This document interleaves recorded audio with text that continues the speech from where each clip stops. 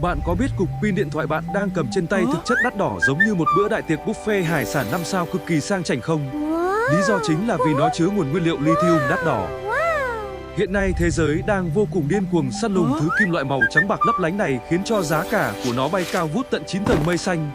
Nhưng đừng lo lắng quá vì cứu tinh đã tới. Vị cứu tinh bí ẩn đó không ở đâu xa lạ mà nằm ngay trong chính hũ muối ăn quen thuộc hàng ngày của gia đình bạn đấy. Đó là nguyên tố natri cực kỳ dồi dào trên hành tinh xanh bao la này. Muối ăn giá siêu rẻ mạt nhưng lại chứa đựng một sức mạnh năng lượng khổng lồ có thể thay đổi hoàn toàn bộ mặt của ngành công nghiệp xe điện toàn cầu. Pin natri chính là chìa khóa vàng cho tương lai sáng. Hãy cùng quay ngược thời gian để tìm hiểu xem cục pin hoạt động ra sao thông qua một mô hình cực kỳ đơn giản dễ hiểu nhé. Cấu tạo của một viên pin luôn gồm hai cực âm dương đối lập dẫn truyền. Các nhà khoa học thường ví von cơ chế hoạt động này giống như một chiếc ghế bập bênh vui nhộn trong công viên giải trí vậy. Các hạt ion liên tục chạy qua chạy lại hai đầu cực của viên pin xinh xắn. Ở những viên pin lithium truyền thống thông thường thì các ion lithium cực kỳ nhỏ bé nhẹ nhàng và vô cùng nhanh nhẹn linh hoạt. Chúng dễ dàng luồn lách qua khe hẹp để di chuyển siêu tốc tạo dòng điện mạnh. Tuy nhiên khi chúng ta chuyển sang sử dụng nguyên tố natri thì mọi chuyện lại hoàn toàn thay đổi một cách vô cùng bất ngờ đấy. Các ion natri sở hữu thân hình to béo nặng nề như võ sĩ sumo Nhật Bản. Vì sở hữu kích thước ngoại cỡ khổng lồ như thế nên các ion natri gặp rất nhiều khó khăn khi phải chen chúc qua những con đường nhỏ. Chúng dễ bị mắc kẹt khiến tốc độ sạc chậm hơn lithium rất nhiều lần. Để giải quyết bài toán hóc búa này, các nhà khoa học đã phải ngày đêm nghiên cứu để thiết kế ra cấu trúc vật liệu hoàn toàn mới. Họ mở rộng đường đi giúp các hạt natri di chuyển cực kỳ mượt mà. Nhờ vào những phát kiến vĩ đại đó mà công nghệ pin natri đã có những bước tiến vô cùng thần tốc vượt bậc trong thực tế. Giờ đây pin muối đã sẵn sàng thách thức vị trí độc tôn của đế chế lithium. Điểm cộng vô cùng lớn và đáng kinh ngạc đầu tiên của pin natri chắc chắn chính là mức chi phí sản xuất siêu rẻ đến giật mình. Muối natri dồi dào nên rẻ hơn lithium hàng trăm lần trên thị trường thế giới. Bạn hãy thử tưởng tượng xem nguồn muối ăn từ các đại dương bao la trên trái đất là hoàn toàn vô tận, không lo cạn kiệt. Chúng ta thoải mái khai thác hàng triệu năm mà không lo hết nguyên liệu sản xuất. Sự dồi dào tuyệt vời này giúp cho các quốc gia trên khắp thế giới tự chủ được nguồn năng lượng sạch mà không phụ thuộc. Đây là một cuộc cách mạng xanh mang lại sự công bằng cho mọi người trên toàn cầu. Không chỉ dừng lại ở mức giá siêu rẻ hạt rẻ, pin natri ion còn sở hữu một siêu năng lực cực kỳ ấn tượng khác nữa.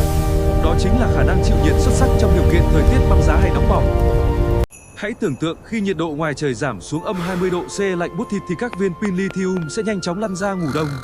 Chúng sụt giảm năng lượng nghiêm trọng khiến điện thoại sập nguồn lập tức. Thế nhưng người bạn natri kiên cường của chúng ta lại hoàn toàn khác biệt bất chấp băng tuyết phủ kín.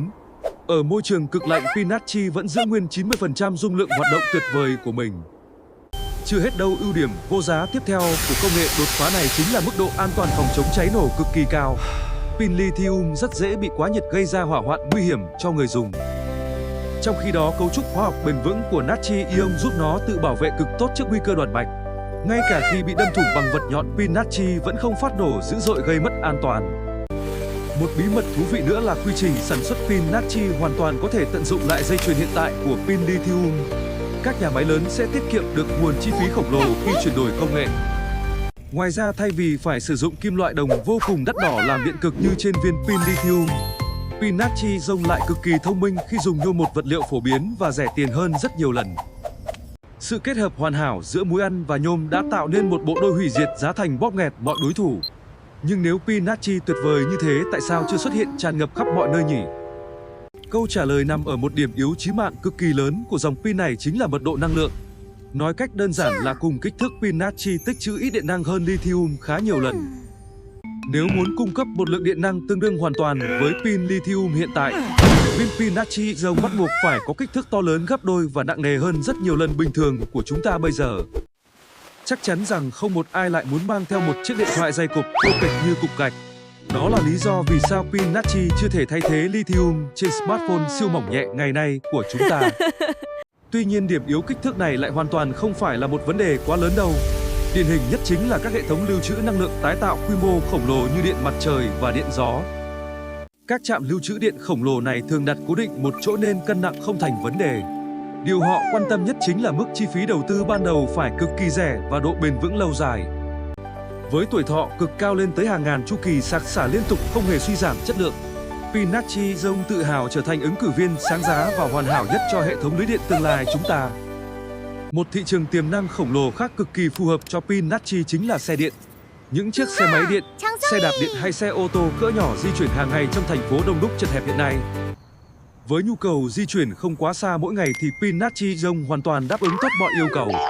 Nó giúp giảm giá bán của những chiếc xe điện này xuống mức bình dân cho mọi người dễ dàng tiếp cận sử dụng. Hãy tưởng tượng một chiếc ô tô điện có giá rẻ ngang ngửa một chiếc xe máy ga thông thường. Đây không còn là ước mơ xa vời nữa khi các tập đoàn lớn đang đẩy mạnh sản xuất hàng loạt pin natri cực rẻ. Các gã khổng lồ trong ngành sản xuất pin như CATL đã chính thức giới thiệu công nghệ pin natri. Họ thậm chí còn tạo ra giải pháp độc đáo bằng cách kết hợp hai loại pin này lại với nhau cực kỳ thông minh. Hệ thống pin lai ghép độc đáo này xếp xen kẽ các cell pin lithium và natri chung một khối. Thiết kế thông minh giúp tận dụng tối đa ưu điểm của cả hai loại pin mang lại hiệu quả sử dụng cao nhất. Chúng ta sẽ có một viên pin vừa sở hữu dung lượng cực cao của lithium lại vừa rẻ tối đa. Sự kết hợp hoàn hảo này hứa hẹn sẽ tạo nên cơn sốt cực lớn trên toàn bộ thị trường xe điện toàn cầu. Không chỉ dừng lại ở châu Á, các quốc gia lớn như Mỹ và châu Âu cũng ráo riết tham gia. Họ đổ hàng tỷ đô la vào nghiên cứu để nâng cao chất lượng của những viên pin natri thế hệ mới đầy triển vọng. Điều này chứng tỏ rằng cả thế giới đều nhận ra tương lai năng lượng không thể chỉ phụ thuộc lithium. Đa dạng nguồn nguyên liệu chính là chìa khóa vàng cho sự phát triển vững bền của môi trường xanh tương lai sau này. Bên cạnh đó, quy trình khai thác muối ăn từ đại dương cực kỳ thân thiện với thiên nhiên. Nó hoàn toàn khác biệt so với việc tàn phá môi trường của những khu mỏ khai thác lithium đầy khói bụi ô nhiễm hiện nay. Việc chuyển đổi sang dùng pin natri ion sẽ giúp chúng ta giảm thiểu khí thải độc hại ra bầu khí quyển. Đây thực sự là bước đi đúng đắn để bảo vệ trái đất khỏi thảm họa biến đổi khí hậu vô cùng nguy hiểm. Hãy tưởng tượng một tương lai không xa khi mọi người đều có thể dễ dàng tiếp cận nguồn năng lượng. Cuộc sống của chúng ta sẽ trở nên vô cùng tiện nghi, hạnh phúc và ngập tràn niềm vui ấm áp mỗi ngày trôi qua.